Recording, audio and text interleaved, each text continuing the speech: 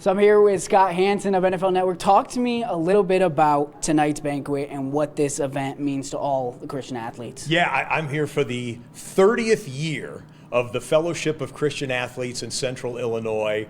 It's a big thrill to be the keynote speaker. It's a big pressure as well, but I love the fact that it combines getting people together in a divided world the way we have. That's the fellowship part. The Christian part, my faith and the faith of many that will be taking part, and then athletes. How do you marry athletics and striving for excellence on a playing field or a court with your faith, and how do you live that out? FCA is all about that, helping coaches and athletes, and I'm thrilled to be a part for tonight.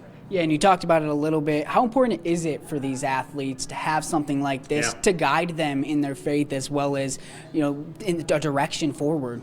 When I was a young person and I played college football, I was always kind of wondering, okay, that God stuff, I don't want any part of that. But I always saw different athletes that were champions and worked hard and were excellent. And then they would say, I want to give the glory to God. And I would say, okay, is there something there? But I didn't really know. FCA helps to synergize that, to make it more understandable and more real in people's lives.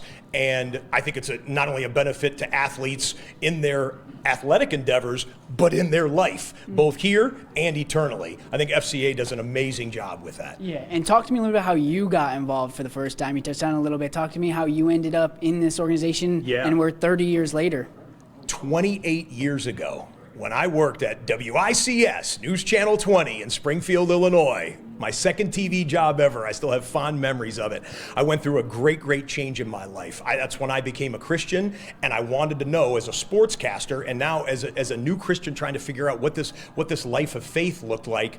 How does this work out? And I trusted guys that had athletic backgrounds. And there was a guy named Brian McKenzie. He'll be here tonight, but he was on staff at FCA. Brian was a former linebacker in the NFL, and I thought, here's this big, strong, tough guy who says, yeah, you know what? I love Jesus. And I'm like, okay, teach me more about this. Teach me more about what it looks like. And so that's how I got involved with FCA 28 years ago. I never thought all these years later I'd be the keynote speaker at their banquet, but I'm proud to be, and I hope to do a great job with it. Yeah, and what will we hear? What's a little bit of your message to these people in attendance tonight to kind of move forward and find their faith and what's next for them? I think my message tonight is, if you watch me on NFL Red Zone, I love talking about big things. The witching hour, when wins become losses and losses become wins. I'm talking about Patrick Mahomes needing a touchdown with a minute left and no timeouts on his own 10-yard line. Big things. But I'm going to tell the audience that I believe there are bigger things. In fact, infinitely bigger things that we can talk about tonight, and hopefully we'll weave a message with a little bit of humor, some deep thoughts, maybe a couple of challenges for the audience, and I hope it's a fun time. Yeah, and you mentioned being here 30 years ago at WICS. What's it like being back in Springfield, Illinois? Anytime you're here, this is where basically you got your start. This is where so many of my broadcasting dreams were born.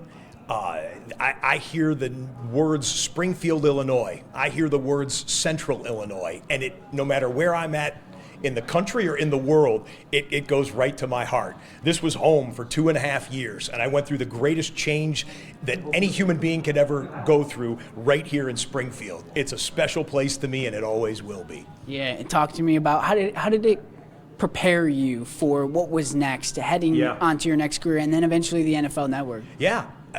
Working in Springfield helped prepare me for national television, network television, and even hosting NFL Red Zone, because they love their sports here. And they love when the sportscasters and the news stations cover their sports with excellence. I'm sure you get pressure on you to be like perfect and on point with everything, because people pay attention because they have that passion. And so serving the audience in that way and trying to fulfill what their desire was to hear about the best of their sports teams, I do the same thing. I just do it in front of millions of people now with the most popular sport in the country, the National Football League. But the same principles that I had here in Central Illinois, I apply on Pro Football Sundays today. Yeah, NFL Red Zone. Did you ever expect the red zone to blow up as much as it has. I mean, you are one of the faces of football on Sundays. So many people tune in on Sundays to hear you and for you to break down football for them. Do you expect it to blow up that much and for you to still be there?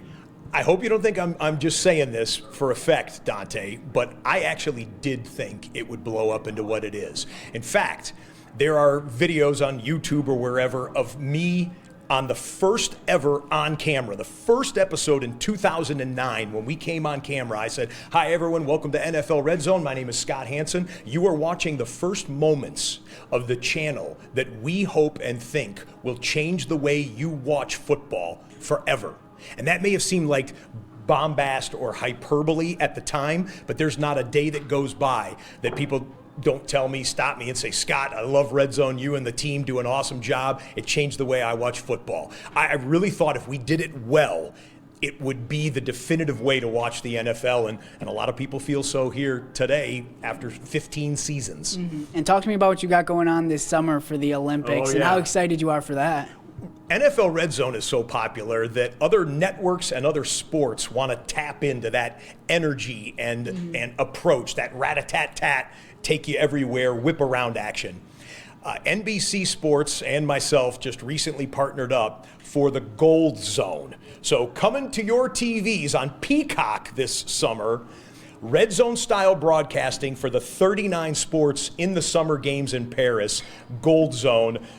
Pray for your boy, because I don't know much about Bahrain handball, but I better learn soon. Mm-hmm.